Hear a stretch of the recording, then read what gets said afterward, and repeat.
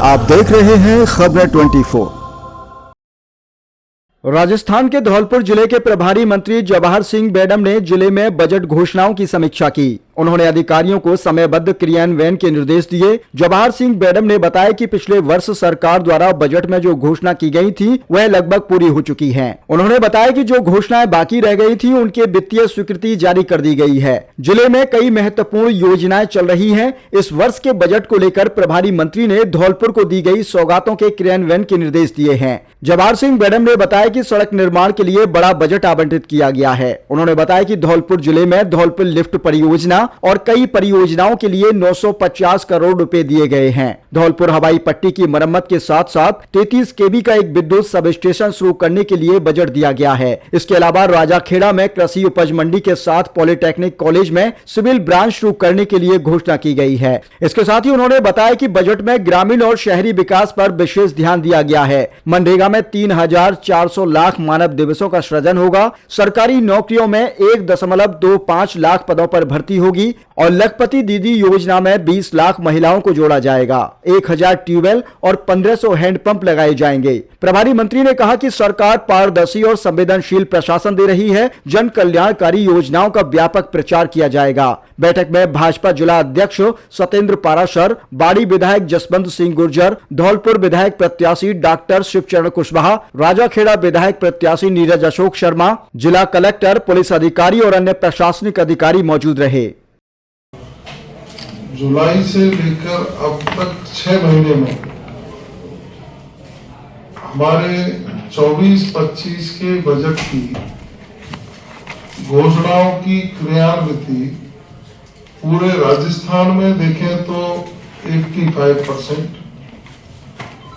और जमीन अलॉटमेंट और अलाइनमेंट बाकी 15% के भी हुए हैं।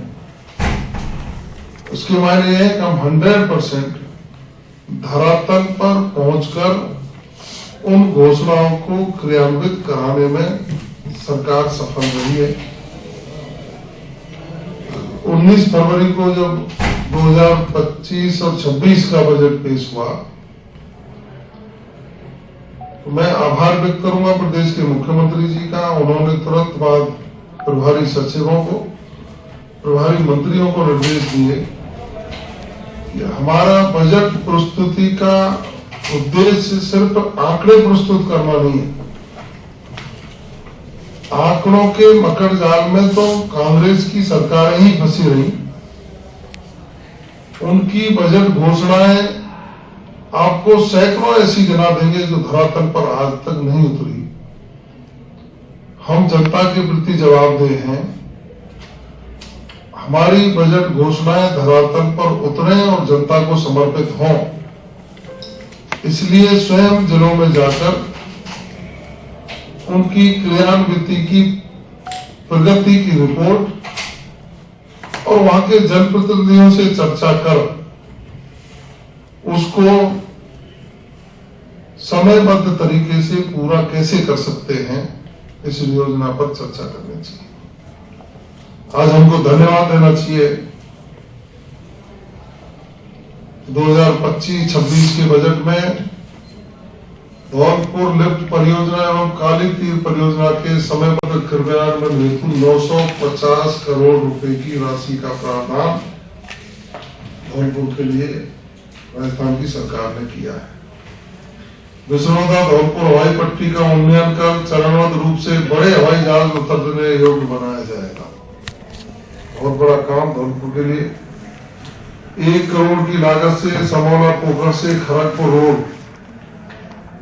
तक पक्की सड़क का निर्माण जा रहे हैं और धौलपुर में 33 केवीए के जीएसएस की स्थापना, रहना वाली माता एवं लाट वाली माता मंदिर, राजाखेड़ा धार्मिक स्थलों के जीर्णोद्धार एवं विकास के कार्य कराए जाएंगे।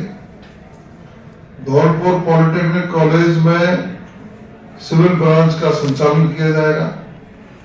धौलपुर आईटीआई में मैकेनिक और इलेक्ट्रिकल व्हीकल के नए ट्रेड्स होंगे। टाइप 1 डायबिटीज से पीड़ित मरीजों को बेहतर चिकित्सा सुविधा उपलब्ध करवाने की दृष्टि से जिला चिकित्सालय में डायबिटिक क्लिनिक्स की स्थापना होगी, जो पूरे राजस्थान में उन्होंने घोषणा की है। हेमोडायलिसिस की सुविधा का विस्तार करते हुए जिला चिकित्सालय में सेतु 10 बेड उपलब्ध कराए जाने आरक्षित किए हैं। गंभीर असहज रोगों के उपचार के लिए जिला चिकित्सालय में डे केयर सेंटर की स्थापना होगी।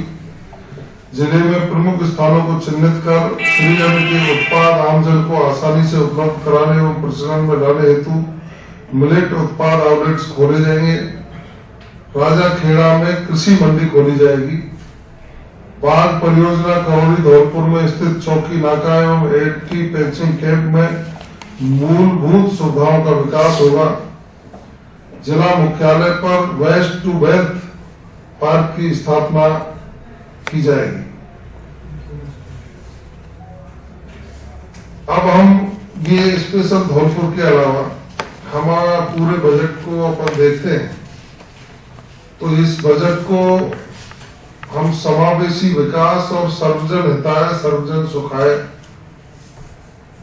वाला बजट निश्चित रूप से प्रदर्शित होता है और आने वाली पीढ़ियों का भविष्य सुधरे, युवाओं को रोजगार के अवसर प्रदान हो, उनकी स्किल डेवलप हो, किसान हमारा समृद्ध हो, महिलाएं हमारी मजबूत हो, गरीब के उत्थान के लिए काम हो, उनके लिए समर्पित बजट जिससे विपक्ष के लोग भी आहत हो गए हैं, निरुत्तर हो गए हैं और एक शब्द बजट के विरोध में उनके मुंह से नहीं निकल पाता।